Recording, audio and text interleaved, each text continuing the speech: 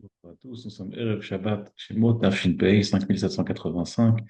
Dans notre paracha, la Torah nous raconte Vayakomel Chadash B'Mitzrayim Asher Lo Yada et Yosef. Un nouveau roi est venu régner sur la terre d'Égypte et il ne connaissait pas Yosef. Alors évidemment, l'explication simple, c'est qu'il ne connaissait pas Yosef, donc il ne reconnaissait plus le statut, la situation des Bnei Israël en Égypte, et donc il a commencé à les asservir et à mal les traiter. Ça, c'est l'explication simple du pasuk. Mais le Kliakar explique complètement différemment. Yosef Hatzadik, si on se souvient de Parashat Vayeshev, il avait raconté ses rêves à ses frères, comme quoi un jour il allait régner sur ses frères. Et ses frères, pour bloquer la situation, ils ont tout fait pour l'empêcher de devenir roi.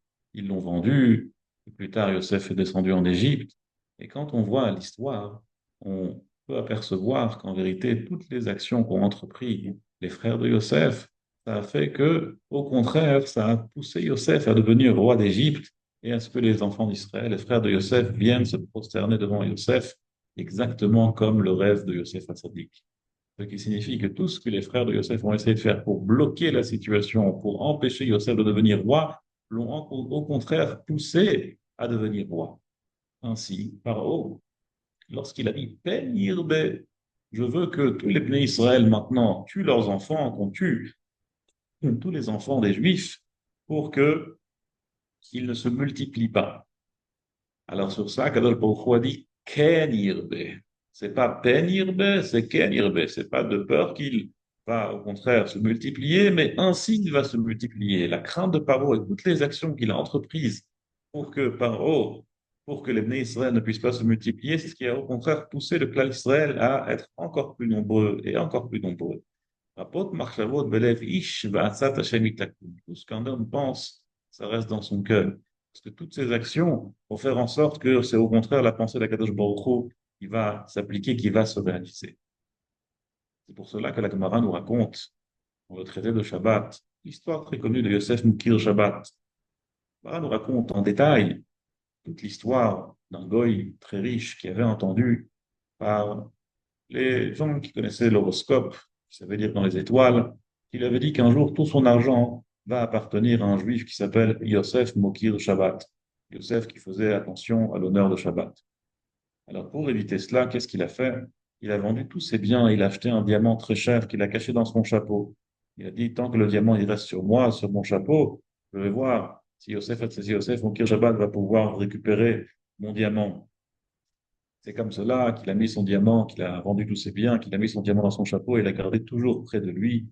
Et un jour, la Gemara nous raconte, il a marché près d'un pont et un coup de vent a fait balancer son chapeau dans la rivière. Un poisson a mangé son diamant.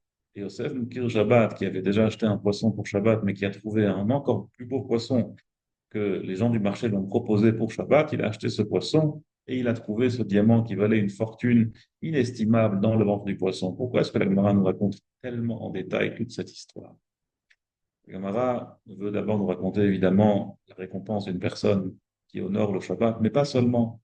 La Gemara nous raconte comment une personne a fait toutes ses actions, l'a entreprise toutes ses démarches pour que Yosef Moukir Shabbat ne puisse pas atteindre, ne puisse pas toucher à sa fortune, et au contraire, toutes ces actions, c'est celles qui ont rapporté la fortune de ce goy à Yosef Moukir Shabbat, comme quoi toutes les actions de Paro, elles aussi ont mené à ce que les enfants d'Israël puissent se multiplier. Comme le Stapler nous explique que ce jour-là, Paro a dit, il faut tuer tous les garçons. Parce que ces gens qui savaient lire dans les étoiles ont dit qu'aujourd'hui est né Moshiach chez l'Israël. Aujourd'hui, la personne qui va sauver le clan d'Israël, il est né.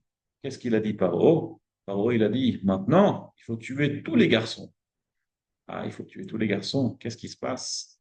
La mère de Moshe Rabbeinu le met dans un berceau en roseau, le met sur le Nil. Et qui est-ce qui va sauver Moshe Rabbeinu? C'est Bat Yabat Paro. Et où est-ce que Moshe Rabbeinu va être élevé? Dans la maison de Paro. Et c'est de la maison de Paro que va naître Moshe c'est l'Israël, le sauveteur du clan d'Israël. Donc on voit comment toutes ces actions, c'est tellement drôle à voir. Comment est-ce que toutes les actions, toutes les pensées, toutes les démarches, les entreprises de Paro qui étaient là pour exterminer le clan d'Israël, au contraire ramener à sauver Moshe Rabbeinu, à s'occuper de Moshe Rabbeinu, à l'élever jusqu'à ce qu'il sauve tout le clan d'Israël. C'est incroyable quand on y pense.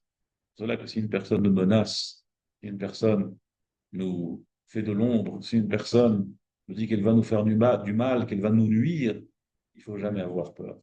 Parce que personne ne peut faire quoi que ce soit contre la volonté d'Akadosh Baruch Hu. Et si on a un concurrent très dur et très fort qui monte sur nous et qui risque de nous faire tomber, il faut savoir que tout ça ne sert à rien du tout. Le seul qui peut réellement décider ce qui va se passer, c'est Akadosh Baruch Hu. Et parfois, au contraire, ces menaces vont ramener à ce que ce soit au contraire notre salut et notre sauvetage.